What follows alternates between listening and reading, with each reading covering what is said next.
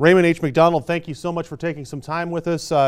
Your book right here, Merle Haggard, was a friend of mine. I was excited to interview you about this. Obviously, Merle Haggard, a staple in this community for 40 years when he moved to Palestido back in 1976. Had a houseboat up there that he used to love to be on. I remember covering his death 5 years ago up there as well. Talk to me a little bit about your relationship with Merle and why the reasoning for this book, sir. Well, I met Merle in 1964. He lived across the street from me, him and his mother and his 4 children. My best friends were Mike and Buddy Owens, and their mother was Bonnie Owens, and she married Merle in 1965.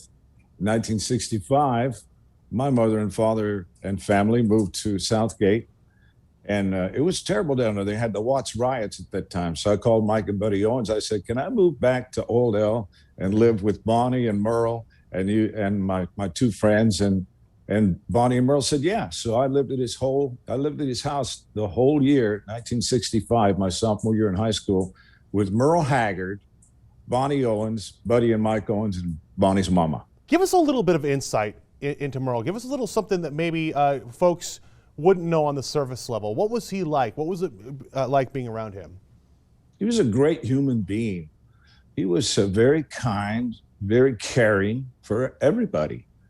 One of the chapters in my book is called Merle Loved Animals.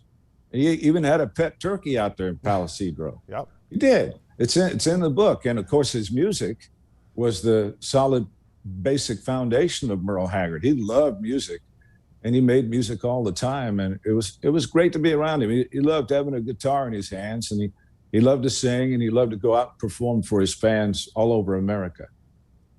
What was a great moment that you'll never forget with him and with his family? The Kennedy Center honors, 2010, December 2010. I drove his bus back there and took his manager with me, Fuzzy Owen, who at the time was almost 85, I think, right around 80 years old, and a couple of other people. And he went into the Kennedy Center honors with Paul McCartney and Oprah Winfrey and Jerry Herman and a dancer by the name of Bill Jones. It was incredible. It was a 5-hour deal that they condensed down to about a 2-hour CBS special. And Barack Obama was sitting next to him. And the biggest people in the world, the biggest, most powerful people in the world, politicians, actors, singers. It was incredible. And they did, Willie Nelson was there and sang for him, Chris Christopherson, Miranda Lambert. It was unbelievable. He really deserved it. That was a tremendous honor for Merle. That to me was very emotional, and for Merle, it was one of the highlights of his career. Yeah, what a great experience. What do you think the North State area, the Palestido area, Shasta County meant to Merle? He was there for so many years, obviously 40 years plus. What did that area mean to him? Everything. You know, he lived in Bakersfield until he went up there with his brother Lowell and fell in love with Lake Shasta. Yep. Immediately bought a house out there in Palestido and a big ranch. And of course, he lived on the lake for about 8 years, I think. And he had Silverthorne, the resort out there. The Silverthorne, right. Yep. And he loved to fish, so he was fishing every day. He actually had a hole cut into the bottom of his houseboat, and he would open up the latch and open up the place where they could drop a line down and catch fish from his living room. That's not bad, right? And he was funny. He was a funny man. You know, he had serious songs, but he was hilarious. He had a great sense of humor, and he laughed all the time. And every day his eyes would mist up over something. Yeah. Let's talk about your book a little bit. Merle Haggard was a friend of mine. First of all, how do folks go about getting a copy of this if they'd like to? That book is published by a United States of America printing company called Book Baby. And I ask people to go to store.bookbaby.com. So they're the printers, they're the on-demand people. You can, of course, get it through Amazon or Kindle or Target or a lot of different places on the internet. But that's the publisher printer. Book Baby. Gotcha. Book Baby. So when you were writing this book, let's talk to you about this. You know, obviously so many great moments with Merle, but what prompted you to go ahead and write the book? I didn't want the stories to be lost. Yeah. I've got 50 years worth of stories. Yeah. I drove his bus the last 5 years of his career, his personal bus. I drove the band bus. I got to watch him record songs when I was a teenager. I watched him record The Bottle Let Me Down at Capitol Records in 1966. I watched him record some songs off the Jimmy Rogers album in 1967. He came on my radio show when I was a DJ when I was 18 years old. He came on my radio show in the middle of the night with a brand new album called Same Train, a Different Time, the songs of Jimmy Rogers. Yeah. He came on my radio show many times. He just, I didn't want the stories to be lost. And also it's a tribute to Merle. It's a very positive, revealing, beautiful stories about Merle Haggard. You know, we lost Merle 5 years ago in April.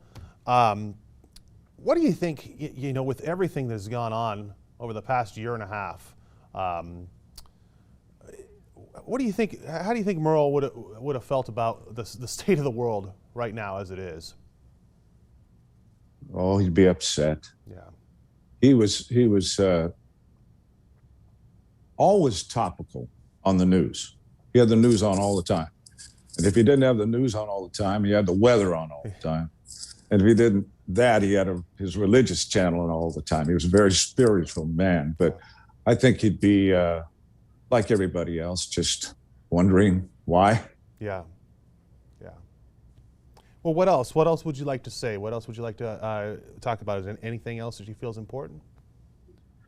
Yes, I had a lot of help on this book. My son, Benjamin McDonald, who knew Merle well, he's 40, lives in Sparks, Nevada, and Yep. he's a writer. And so he helped me edit the book, immense help. And my friend from high school, Rebecca Sheeran, helped me immensely. And my sister, Connie, she's a retired school teacher. She helped me grammatically edit the book because it's not easy. No. It took me 4 years. I wrote all these stories down, and then I said, "This looks like somebody in the 8th grade wrote this." Watch that grammar, sir.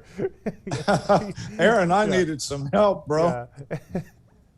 Cool. That's awesome. Last thing I'll ask you here: what would you like to say to the folks, who either knew Merle up here, who still live up here in Shasta County, and just on all the community really here in the North State, who just loved Merle Haggard? Well, I wanted to tell him how much he loved them. Yeah. I mean, he never moved. Yeah. I think he went to Nashville for a year, but like living in Nashville, he came back and he wanted to stay up there in the north area of the state. He loved it up there. He loved the people. He got along with everybody. He was a part of the community. He'd go to Holiday Market every day. Yep. He'd go to Lulu's. He had his own booth out at Lulu's, man.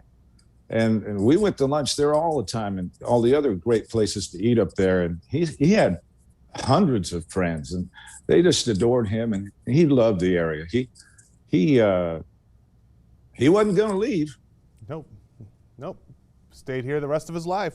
So, Raymond H. McDonald, thank you so much for the time. Pleasure to talk to you. Truly honor and pleasure to talk to you. Your new book, Merle Haggard, was a friend of mine.